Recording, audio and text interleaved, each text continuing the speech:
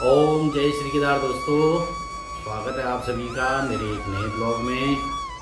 आशा करता हूँ आप लोग सब अच्छे होंगे और मेरी बाबा से भी यही प्रार्थना है कि सब लोगों के घर में सब सकुशल रहें, सबका जो है घर धन धान्य से भरपूर रहे, किसी की भी जो है घर में कोई आफत विपत न हो, सबका कल्याण हो। और आज जो है काफ़ी समय बाद मैं ब्लॉग की बना रहा हूँ, लगभग 8-10 दिन हो गए, हफ्ता भर से ज़्यादा ही हो गया। कारण है उसका क्योंकि आजकल पहले तो कल तक पितृपक्ष चल रहा था, तो पितृपक्ष की वजह से सारे श्राद्धों के ही कार्य में ही व्यस्त रहा। इसकी वजह से मैं आप लोगों से मुखातिब नहीं हुआ, आप लोगों को दोबारा मैं ब्लॉग नहीं बना पाया। तो चूँकि आज माता रानी का नवरात्र का पहला दिन है, शारदीय नवरात्र शुरू हो गए हैं, तो माता रानी का नाम लेकर के जय माता दी। सर्वमंगल मांगल्ये शिवे सर्वार्थ साधके शरण्ये त्र्यंबके गौरी नारायणी नमोस्तुते।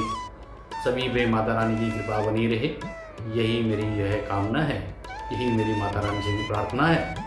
और मैं चाहता हूँ कि सभी लोग जो है इस नवरात्र के जो 9 दिन होते हैं, शक्ति के जो 9 स्वरूप होते हैं माता रानी के, इसमें जो है अपने जितने भी तन मन धन से, अपने सच्चे भाव से और पवित्र भाव से माता रानी का पूजा करोगे, पाठ करोगे, उनका स्मरण करोगे, उसके उनके नाम से जो भी दान पुण्य करते हो, या उनके जो सिद्ध पीठ हैं या शक्ति पीठ हैं, ये जहाँ भी उनके पवित्र जो हैं मंदिर हैं, वहाँ की यात्रा करोगे, माता रानी का आशीर्वाद लोगे, माता रानी की कृपा पाओगे। यही मेरी सभी जितने भी अपने सनातनी सभी हिंदू भाई बहनों से ये मेरी जो है कर वक्त प्रार्थना है। तो आज माता रानी का प्रथम दिवस है और आज प्रथम दिवस माँ शैलपुत्री की पूजा की जाती है। माता शैलपुत्री पर्वतराज जो हिमालय हैं उनकी पुत्री मानी जाती हैं, और आज के दिन से ही माता रानी हिमालय से निकल करके इस पृथ्वी में, इस भूलोक में आती हैं। और चूँकि कहते हैं कि एक इस भूलोक में एक बहुत ही पराक्रमी और बहुत ही दुष्ट जो है राक्षस था, जिसका नाम जो है महिषासुर था। तो माता रानी ने उसके वध के लिए ही ये रूप धारण किया था। जो प्रथम रूप है वो शैलपुत्री का रूप माना जाता है। शैलपुत्री इसलिए कहा जाता है क्योंकि हिमालय में ही माता रानी का आज के दिन में प्रादुर्भाव हुआ था सभी देवताओं के शक्ति पुंज से। क्योंकि महिषासुर को ये वरदान मिला था कि वो किसी भी देव या दानव या मानव से उसका जो है वध नहीं होगा, इसलिए जो है सभी देवताओं ने मिलकर के अपनी शक्तियों को जो है एकत्रित करके माता रानी का जो है उत्पत्ति करी थी। इसीलिए उनको जो है माता रानी का जो है ये पहला प्रथम जो स्वरूप है वो शैलपुत्री का है।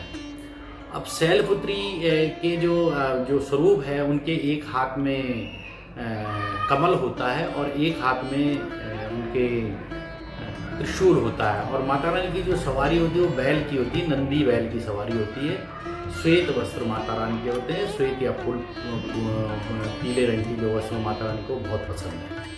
और माता रानी की पूजा कैसे करें इसके बारे में मैं थोड़ा सा बताऊंगा, ताकि आप लोग यदि कोई अगर आज के दिन में मेरी ब्लॉग देख रहे हैं और यदि उसने माता रानी की पूजा करने में विलम्ब कर दिया, तो वो माता रानी की पूजा को बड़े प्रेम से और बड़े बिल्कुल साधारण ढंग से आप अपने घर में कर सकते हैं। इसके लिए कोई बहुत लंबा चौड़ा विधान नहीं है। ये नहीं है कि बिल्कुल जो इंसान को पढ़ा लिखाई होना चाहिए, उसे वेद और शास्त्री आने चाहिए, ऐसा कुछ नहीं है। माता रानी को आप जितने श्रद्धा से, जितने अच्छे मन से, पवित्र मन से आप माता रानी का ध्यान करोगे, माता रानी की पूजा करोगे, तो माता रानी उसी में खुश हो जाती है और आपके घर में धन धान्य और समृद्धि की वृद्धि होती है। तो पूजा कैसे करें, क्या क्या इसके लिए सामग्री आप इकट्ठा करें, इसके लिए मैं थोड़ा सा आप लोगों को बता देता हूँ कैसे तैयारी करें। तो सबसे पहले आप अपने घर की सफाई करें। साफ़ सफाई सबसे ज़्यादा ज़रूरी है। बिना माता रानी की साफ़ सफाई के आपके घर में माता रानी का प्रवेश नहीं होगा। माता रानी वहीं प्रवेश करती है जहाँ जो है जिस घर में साफ़ सफाई और शुद्धता होती है। विशेष करके वो स्थान जहाँ पे आपने माता रानी के जो स्वरूप है या उनकी जो मूर्ति है उसको स्थापित करना है, या जो आपका पूजा स्थान है उसको स्थापित है, उसको जो है साफ़ सुथरा करना पड़ेगा। तो सबसे पहले आप अपने जो है मंदिर को, अपने घर को आप साफ करिएगा। उसके पश्चात जो है आपको जो है एक कलश चाहिए होता है स्थापना के लिए, जिसमें एक नारियल होगा, अपने पान के पत्ते होंगे, और या फिर पान के पत्ते अगर नहीं हो पाते कोई दिक्कत नहीं है आसन बिछाने के लिए, तो आप जो है ना आम के पत्ते ज़रूर जो हैं इनकी जो है ज़रूर जो है व्यवस्था करें अपना कलश स्थापना के लिए। और कलश स्थापना से पहले जो आप जो आसन बिछाएंगे, आसन लगाएं, माता रानी का जो दरबार बिठाएंगे, तो उसके लिए लाल रंग का कपड़ा जरूर बिछाएं। उसके ऊपर से तांबे की या चांदी की थाली यदि नहीं हो सकती है, अपना अपना सबका वो है, सबकी अपनी व्यवस्था है, जो जिस भाव से है, तो अपनी नॉर्मली जो थाली होती है उस थाली को भी साफ धो धा के और शुद्ध जो है गंगा जल से उसे पवित्र करके उस थाली में जो है उसको रख करके उसमें माता रानी के जो है स्वरूप को या उनकी मूर्ति को या उनके विग्रह को आप स्थापित करिएगा। उसके बगल में आप जो है एक तांबे का एक कलश बनाइएगा, उस कलश पे एक मौली जरूर बांधिएगा, उसमें स्वास्तिक का निशान जरूर बनाएं, उसमें बीच में कुमकुम जरूर लगाएं, अक्षत जरूर डालें, उसमें 5 या 7 जो है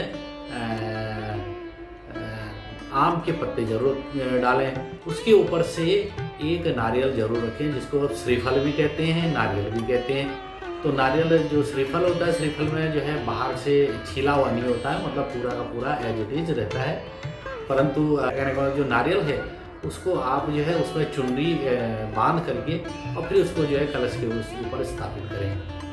बहुत सारे लोग इस अपने अपना क्षेत्र का और अपने अपने स्थान विशेष का भी बहुत महत्व होता है। कुछ लोग आज के दिन में एक मिट्टी के कसूरे में या मिट्टी के जो है बर्तन में आप जौ को भी वो करते हैं, जौ को जिसको जो है हरियाली बोला जाता है, पहाड़ के हिसाब से आप उसको जो है बोए, बीच में जो है कलश को स्थापित कीजिए। उस आसन में आप जो है अन्य सामग्री रखें। अन्य सामग्री में क्या क्या रखेंगे? तो अन्य सामग्री में आप रखें गेंदे के फूल या कमल के फूल, धूप बत्ती चाहिए होती है, दीपक, कुमकुम, चावल, गंगा जल और दुर्गा सप्तमी पाठ की जो किताब होती है, पुस्तक होती है, उसको जरूर रखिए। शुद्ध घी की जरूरत पड़ती है और फल ऋतु फल चाहिए। इसके लिए ऐसा नहीं कोई विशेष फल की कोई आवश्यकता नहीं है, जो भी ऋतु फल है, जो कि आपके आजू बाजू में जो भी आपके जो है नज़दीक में जो भी फल उपलब्ध हो, वो माता रानी को जो अर्पण करने के लिए उनकी व्यवस्था करें। और माता रानी को जो शैलपुत्री का, जो माँ भगवती का जो शैलपुत्री स्वरूप है, इनको जो है सफ़ेद या पीले पुष्प सबसे ज़्यादा प्रिय है। अब पूजा कैसे करें? पूजा करने की विधि भी बहुत आसान है। पूजा करने के लिए सर्वप्रथम अपने आप नहा धो लो, अच्छे ढंग से अपने आप नहाओ धो स्वच्छ भक्त। उसके बाद जो है स्वच्छ अपने जो है साफ सुथरे वस्त्र पहनो। फिर उसके पश्चात आप जो है पूजा स्थान पे बैठिए, जहाँ पे भी आपने माता रानी को विराजमान किया है उस स्थान पे बैठिए। गंगा जल से उस स्थान की शुद्धि करिएगा। फिर संकल्प, हाथ में संकल्प रख के सर्वप्रथम संकल्प लेकर के, हे माँ भगवती, मैं जो है जो भी आपका नाम है, मैं आपके जो है शैलपुत्री स्वरूप का पूजा करने के लिए, आपकी कृपा पाने के लिए और लक्ष्मी माता की कृपा प्राप्ति के लिए आपकी पूजा कर रहा हूँ। ये मैं इस कार्य के लिए संकल्प ले रहा हूँ। ये संकल्प हाथ में जो है जल लेकर के, गंगा जल लेकर के, थोड़ा सा अक्षत लेकर के और ये 1 रुपया या 5 रुपये जो भी एक सिक्का रख करके, और उसके बाद ये जो संकल्प लेंगे तो उसके बाद जो है माता रानी के चरणों में उसे अर्पित करिएगा। उसके बाद से आप माँ दुर्गा का आह्वान कीजिए, माता रानी का आह्वान कीजिए, क्योंकि यही जो कलश है ये माता स्वरूप माना जाता है, दुर्गा माँ का स्वरूप माना जाता है। इसलिए माता रानी का जो है आप आह्वान कीजिए, हे महाभगवती, मैं आपको अपने घर में स्थापित कर रहा हूँ। आप मेरे घर में आकर के मेरे घर की में जो दरिद्रता है, मेरे घर में जो भूखमरी है, या मेरे घर में जो हर चीज़ के अन्न धन की कमी है, या मेरे घर की जो समृद्धि की कमी है, उसको दूर करके मेरे घर में धन धान्य की पूर्ति करें, मेरे घर में समृद्धि करें। ये मेरी आपसे प्रार्थना, करवत प्रार्थना है। परंतु मैं एक बात जरूर कहूँगा कि आप जब भी प्रार्थना करें वो बहुत एकदम सात्विक ढंग से, बहुत शुद्ध मन से और बहुत पवित्र मन से करें, तभी माता रानी जो है आप पे प्रसन्न होगी, तभी माता रानी आप पे कृपा करेंगी। माता रानी का जब आपने जब कलश स्थापित कर देते हैं, उसके पश्चात जब माता रानी के जो सामने विग्रह है उनको आप जो है गंगा जल से स्नान कराइए उनकी, फिर थोड़ा सा पंचामृत से स्नान कराइए, फिर उसके पश्चात अगर उसको जो है फिर दोबारा गंगा जल से शुद्ध करके धोइएगा, साफ सुथरा करके उनको जो है वस्त्र जरूर पहनाइएगा, जो भी चुनरी है माता रानी को चुनरी पहनाइएगा, उनको कुमकुम लगाएं, कुमकुम के साथ साथ उनको अक्षत लगाएं, अक्षत लगाने के उपरांत उनके सामने एक घी का दीपक जरूर जलाएं, घी का दीपक जलाने के साथ साथ एक धूपबत्ती भी जरूर जलाएं। ये सब करने के उपरांत आप जो है ना थोड़ा बहुत मीठे के रूप में या भोग के रूप में मीठा, जैसे खीर हो गया या गुड़ हो गया या जो भी मीठा आवश्यक जो भी आपके पास उपलब्ध होता है उसको आप रखिए, उनको जो है अर्पण करिएगा। और हाथ जोड़ के बोलिएगा ओम ह्रीं श्रीं महालक्ष्मी देवी नमः, ओम ह्रीं श्रीं महालक्ष्मी देवी नमः, ओम ह्रीं श्रीं महालक्ष्मी देवी नमः। इस तरह से माता रानी का जो है आह्वान करिएगा, माता रानी की जो है पूजा करिएगा। तो माता रानी के ये आह्वान करने के पश्चात जो प्रथम जो स्वरूप है माता रानी का, माँ शैलपुत्री का, उसका आह्वान कीजिए। उसका आह्वान कैसे करेंगे? उसका आह्वान करें कि हे माँ भगवती, हे माँ शक्ति स्वरूपा, मैं आपके प्रथम स्वरूप की पूजा करती हूँ। जो भी जो चाहे माता बहनें जो भी जैसे हैं या भाई बहन जो भी हैं अपने हिसाब से कि मैं ये पूजा कर रहा हूँ या पूजा कर रही हूँ, आप मेरे को जो है मेरे घर में स्थापित होकर के, मेरे घर में आकर के, मेरे घर की दुख दरिद्र जो है दूर करके, मेरे घर में धन धान्य की वृद्धि करके, मुझे अपना आशीर्वाद दे करके, मेरे सारे कष्टों को दूर करके और मेरे घर को समृद्धि से भरपूर करें। इस तरह से माता रानी का जो है शैलपुत्री का आप आह्वान करिएगा। तो बोलो जय हो शैलपुत्री माता की जय। तो इस तरह से लास्ट में अंत में आप माँ शैलपुत्री की आरती करें। शैलपुत्री की यदि आपको आरती नहीं आती है तो माता रानी की जो आरती होती है ओम जय अम्बे गौरी मैया जय श्यामा गौरी, इस तरह से आप माता रानी की जो है आरती करें। संपूर्ण आरती जो है जो जब भी करें तो सपरिवार करें, अकेले कभी भी आरती ना करें। ये सिर्फ यदि कोई सोलो रहता, अकेला रहता है तो उसको छोड़ करके बाकी जितने भी पारिवारिक लोग हैं सभी जो है माता रानी के सामने सभी सपरिवार ही बैठ के आरती करें, खड़े होकर आरती करें।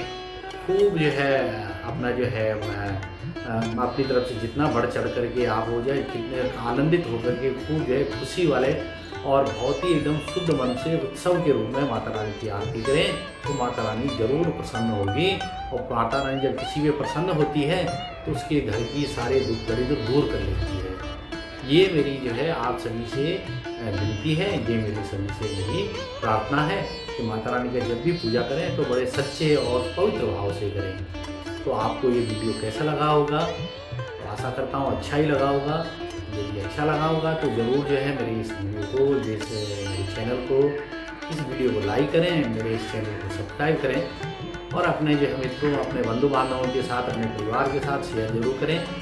कल मैं आपके सम्मुख माँ शैलपुत्री की बाद जो माता रानी का जो दूसरा स्वरूप है उसकी विधि, पूजा विधि के बारे में विस्तार से बताने की कोशिश करूँगा। तब तक के लिए जय माता दी, हर हर केला। धन्यवाद।